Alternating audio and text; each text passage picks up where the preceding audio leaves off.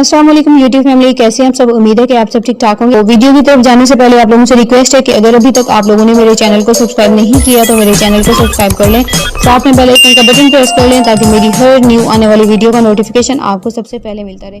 तो Now, when I click see the detailed prices, it'll show me that the Domino's gift card itself costs $18. There's a 36-cent convenience fee for using the service, so the total is $18.36. Convert that into bitcoins at the current Mt. Gox exchange rate. That gives you 19.12 bitcoins.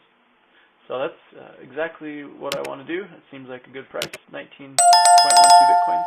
So I'll click continue. And that generates me a new Bitcoin address. Now I'm using the Chrome Bitcoin extension, so the address turns into a link, and I'll just click that link and tell it to send the 19.12 bitcoins. I'll click send. Alright, so the bitcoins are on their way.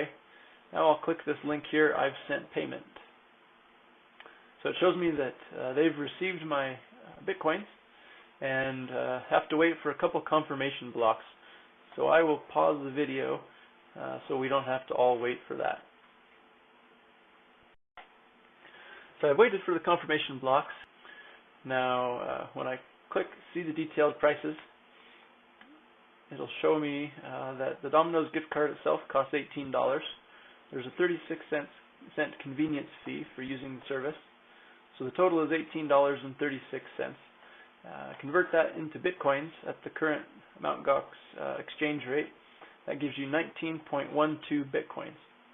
So that's exactly what I want to do. It seems like a good price, 19.12 bitcoins. So I'll click continue. And that generates me a new Bitcoin address. Now I'm using the Chrome Bitcoin extension, so the address turns into a link, and I'll just click that link and tell it to send the 19.12 bitcoins. I'll click send.